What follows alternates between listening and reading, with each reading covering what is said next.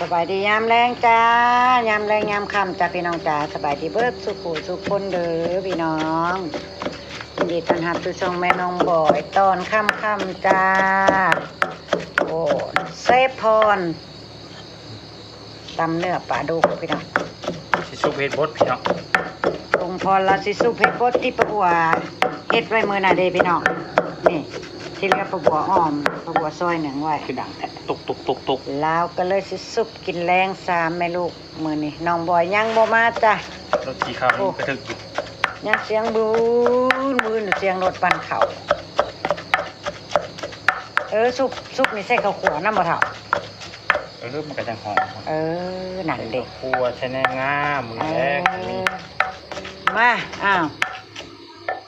บายดีพี่น้องพบกันย่ามค่ำแหละเฮ็ดจิวเฮ็ดกินทายเสพพรคนรอเนาะสุเผ็ดบดจ้ะมาพี่น้องผู้ใดชื่นชอบเมนูเฮ็ดมื้อนี้เมนูเฮ็ดจ้าเฮ็ดบดใส่ปลาดุกย่างลุงพรจัดไปนี่เตรียมผักเต็มถาดผักหอมเพื่อจะไว้ใจสุกผักเอาแซ่บๆได้ลูกบิ๊กบ่กินน้ำได้อาหารแล้วนี่เพิ่นแห้งคันบ่แซ่บแล้วก็แห้งเลียศอกโลดให้ลูกเลียศอกโลดพอว่า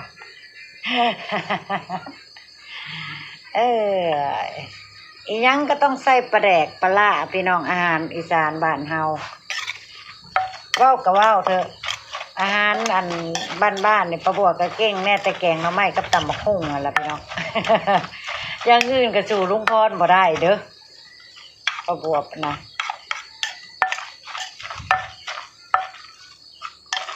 เนื้อปลาไหลนั่นแหละจังแซ่บป้าจ้ะเบิ่งโอ้ยลืมอันนี้เนาะปลาโอตัวเลยจ้ะพี่น้องใส่ข้าวคั่วยังคะไหนบอกว่าจะใส่ข้าวคั่วใส่จังน้อยหอมใส่นิดนึงใส่พอเอาไม่กินครับอันนี้แหละพี่น้องจะมีในง่านะใส่ในง่าลืมซื้อในง่าขาวมาไว้ขวดใส่ซุปนั่นซุปนี่มันบ่ตรงเผาอันนี้นะพาเจ้านี่เฮ็ดมันตรงซิมรสชาติใส่หอมลงไปได้เลยเนาะใส่หอมลงก่อน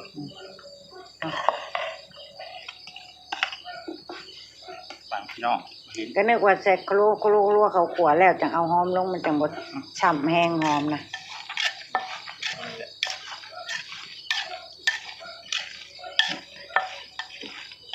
คนที่เคยผ่านห้านอาหารกับคนที่แบบว่า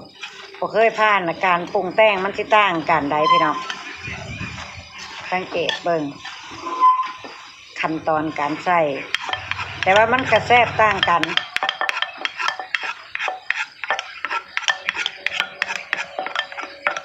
เสร็จที่เรียบร้อยป้าบัวเวลาเฮ็ดป้าบัวเฮ็ดตามขั้นตามตอนถ้าที่นี่อันเฮ็ดมาเลยบิ๊กเอ้ยเบียร์ฟ้องเลยไอ้มาเอาเบียร์ให้ไอ้ว้าวพี่น้องป้าซิมแล้วบ่เท่าจานในช่องใช้สิจานน้อยไปละละซุปเป็นเครื่องโคกนึงเนาะซิมมึงดูบิ๊กไลฟ์โพซิมจอกเดียวเอามาอันกันโง่มันก็ต้องเล่นเราได้น้องบิ๊กนี่เป็นไรป่ะแซ่บเลยเอาทักทายปลาลูกบายลุงดูใครตัวได้ป่ะนี่ตัวนี้ขายความเพชรป่ะเฮ็ดอันใช้จานเดียวก้อนเท้ามันอันแล้วก็แบ่งไว้ให้ลูกน้ำได้จานหนึ่งเกลือบักฮำมันมาไว้เกลือฮำบ่อยมาไว้ก็เฮ็ด2 จานฮำบ่อีมันก็แบ่งเอาอีกเนาะมันเต็มกันว้าวพี่น้องสุปเผ็ดลุงพรมาเด้อจ้ะบักหลายพี่น้องเลยอันนี้เป็นซุปเห็ดกระด้างหรือว่าเห็ดบดจ้ะ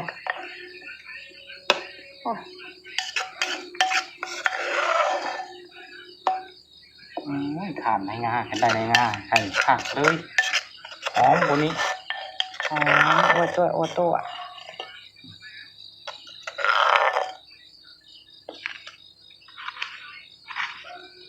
าถึง2 จานเลยพี่น้องบ่น้อยเพราะว่าเนื้อปลากระลายเลยเนาะโอ้ย น้อย มาเด้อจ้ามาเด้อจ้าเอามาพักข่อยอยู่หันนะให้หม้อหนึ่งอ่ะได้เท่าพักกันจองลวกนะพี่น้องเบิ่งแหน่พี่น้องน่ากินบ่หลวงพ่อเราเฮ็ดเนื้อปลาเน้นๆ แซ่บ เนื้อปลากระเพชรกระเพาะปั่นกันเลย มาจ้ามาจ้าผักลวกผักสดผักกับผักแก้ว ใช้บน ใส่น้ำกันนี่เลยนี่ว่าใส่จานต่างหากที่มันห่อนเนาะมันห่อนใส่จานต่างหากมาไปตั้งผ้าขาวพี่น้องมาพี่น้องทั้งผักสดทั้งผักลวกมาจ้ามาจ้าแซ่บๆโอ้สะท้อนพี่น้องมาแซ่บๆน้ำกันจ้าพี่น้องมาพี่น้องมาสบายดียังไงจ้ามาจ้ามา ไปพี่น้องนะ แซ่บจ้าหนึ่งบวกอ่อนๆกับ มันจะลูกใหญ่มันเปิดกว่าที่ตรงนี้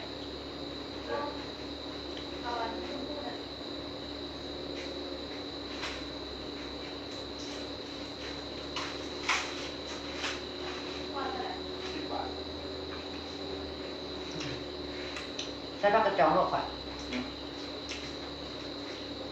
พี่น้องมามาลองไปลงไปขายของ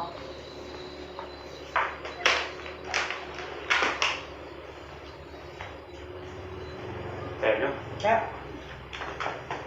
ไอ้เบิร์ดกับอ่อนๆพอดี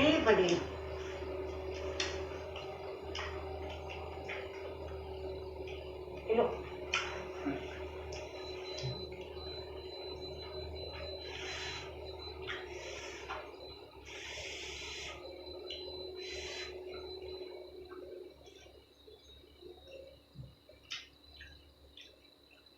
พวกกินแล้วมันจะบ่เบิร์ด ลูกตัว ลูกตัว ตามทอดตัวนุ่มนะโอ้ปานเป็นทอดตี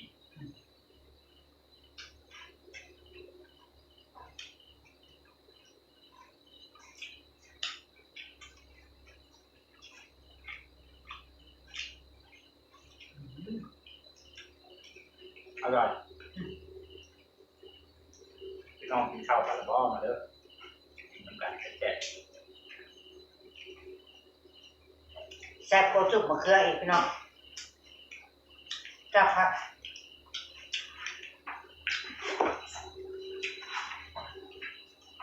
ปล่อยมันอะไรอยู่ยังอึ้งเหมือนเด้คำว่าปั้นในบ้านทั้งหมดเลยยังอึ้งแวมาเมื่อนแวบหนึ่งแบบไปต่อเลย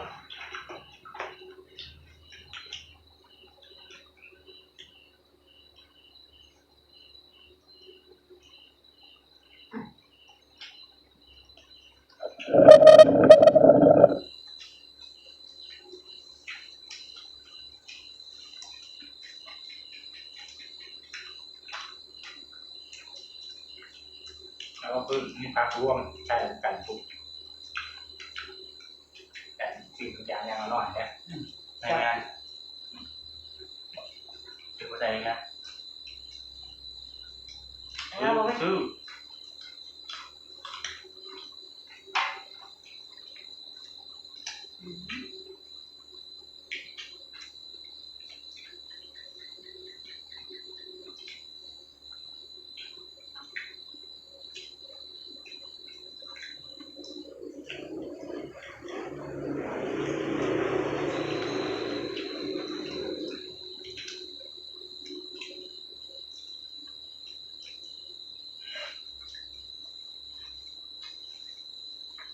เฮ็ดบดกับมาปุ๊บ2-3 มื้อเนี่ยพี่น้องเลยคนขายเฮ็ดบดกันเลยก็ไม่ริบคนตรง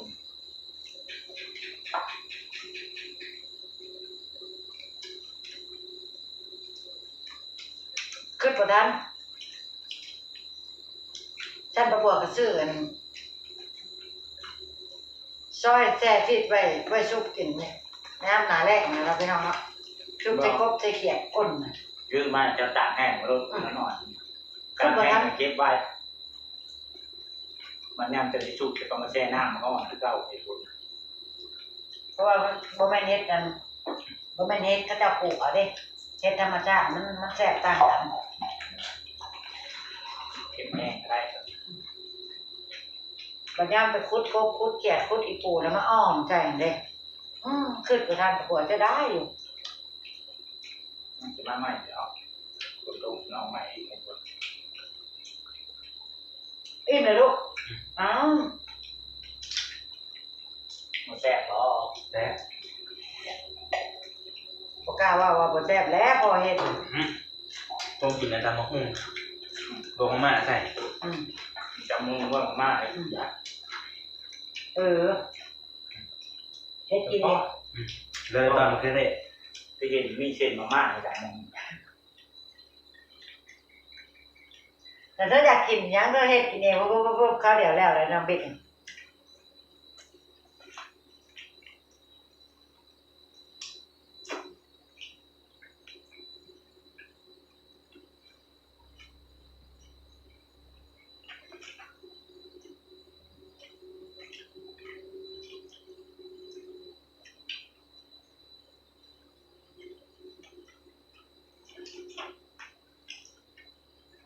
ไปเขาเพื่อ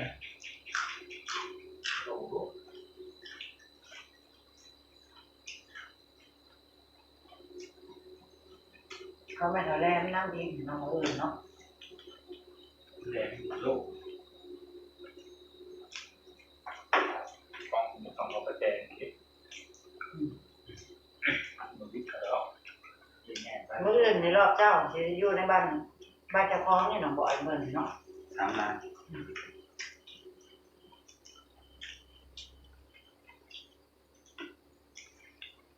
ซุ่มย่างไปกับว่ามันแค่ลง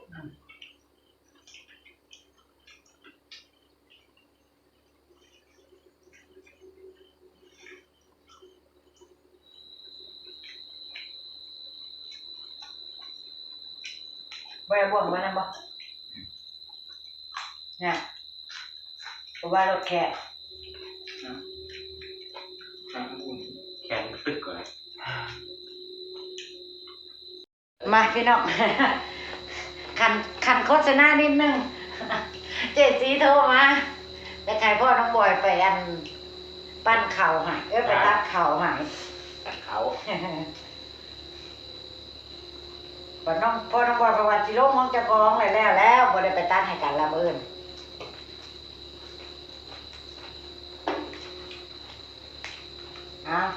ลุยไผลุยมันซะก่อนไผแล้วก่อนแล้วหลังจังว่ากันเนาะพี่น้องจังไปจ้องไปคอยหากัน เช้านี้จะได้หลัง เนี่ยเอาเดี๋ยวตัดมาเนี่ย จะเรียกเอาการกับแม่เอางั้นใจ เขาแลนจำให้มือเดียวเราไป มือเดียวหอมทุกเสี้ยวอะไรสงสัย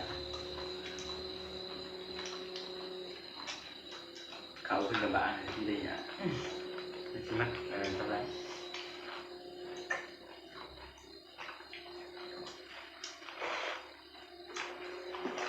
เมื่อยเสียเลยเห็นเขาแล้วก็เมื่อยบรรจุพระเจ้าจำไม่ต้องเลย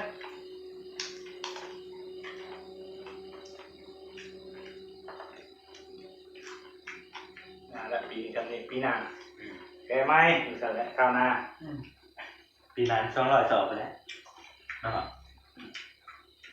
ก็ได้ลูกไผ่มาเห็นกันใน200ไปแล้ว ลูกไผ่ลอยบ่หรือลูกไผ่โกกวะไม่ใช่ต่อย เป็นร้อยเคยหาจ้าง ลงไปเห็ดนั่นนะไปไทยปั้นรถในวันเดินนะวันของวันเก่าจะเริ่มเริ่มแรก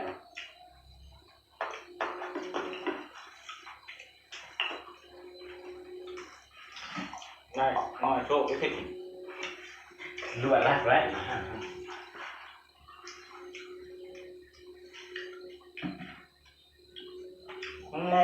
ปะบัวถึกปากปะบัวบ้องมันนี่บัวปากเลย ใช่พอทำไม แค่ได้นางงามให้กับหอมมันนี่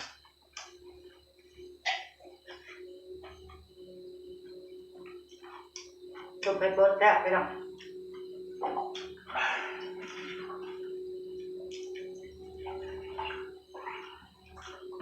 เคล็ดลับในการกันเฮ็ดกับเขาวแต่ประบวนสิบอกเฮ็ดอย่างเดียวคือประบวนนี่แต่ละมื้อนะแต่ละมื้อให้เฮ็ดอย่างเดียวบ่มีให้เลือกกิน แซ่บเด้อพี่น้องเด้อเคล็ดลับ ลองเอาสูตรประวัวไปใส่มันเด้ออย่าเฮ็ดหลายอย่างเฮ็ดหลายอย่างมันเลือกกิน อร่อย ปวดแม่เปลือกมาได้ใส่ตุนก็น้อง น้ำ บ ส อย มุนไพร อย่างเดียวก็กินบุคคล5 หมู่เนาะเนาะกินมื้อ อ้า เดียว วกะ เลี้ยงให้กระดับรวม มื้อเจ้าเฮ็ดแนวนึงมื้อเที่ยงก็เฮ็ดแนวนึง ผู้ใดก็คิด มื้อค่ำก็เฮ็ดแนวนึงแต่เฮ็ดอาหารอย่างเดียวแต่ละมื้อ แต่ละมือแต่ละเตะ แต่ตุ่มเนี่ย ไปไหมฮะไปใครบอก มาแล้วเนาะ กินเลย กระบัวกันมีบ่ดิแบ่งดิ พี่ดิกินเบิ้ลก็ได้ กินมาเด้แต่พี่เย็นกินมื้ออื่นอีกเนาะพี่น้อง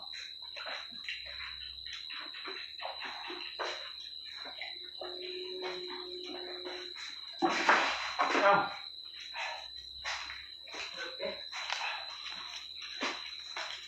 พี่น้องเป็นพยากรณ์ทางการให้ลุงพรเนี่ยเด้อลุงพรสิลุยเลยได้มื้ออื่น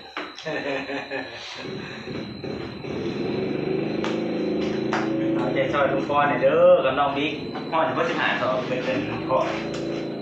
น้องบิ๊กให้แล้วแหล้วมื้ออื่นอย่าเบิ่งก็พี่น้ มั อง นบางให้งามอะไร ทำอะไรที่หายเราชื่อว่าโชคดี เบิร์ดทงให้เป็นอันสอบบอกว่าพ่อจะว่า10 3 13ได้ได้ที่อ่ะปีกายนี่ก็ได้100กว่า 180อะไร87 88กระสอบ 73สอบเกี่ยวคุ้มไปถึงไหน ไอ้ ครั เขา บ เรียกสอบสิลุงพรเอา50สอบแล้วกันอยากยืนกัน ไม่ครับไม่ทำไม่ คือว่ามันทำเดี๋ยวนะ ครับ อันนี้คำยกตายแล้วนะ เป็นรูปกระรอย คุยแล้วนะทำเด็ด ทำเมื่อสิไร เลือกไหวน้อยเดียว กระเพาะกระบวนหน่อยอิ่มคืออิ่มแล้วบรรจุบลงแล้ว คำสุดท้ายเป็นเรื่องงามตัวเรา งามแล้ว เออ พี่น้องว่าอย่าฟังว่าประบัวกับลุงพรเจอกันได้จังไดน่ะเดี๋ยวเด้อให้ประบัวมีโอกาสว่างๆก่อนประบัวที่เราสุฟัง ขึ้นในละครพี่น้อง แบบละครเลยจ้าเดี๋ยวตัวเราฟังให้ประบัวว่างก่อนประบัวที่เราให้ฟังเลย เสื้อเรา แค่ยังฟังบัวเราคนหนึ่งมารั่วๆพี่น้องแค่มวยฟังกด2เลิกกดออก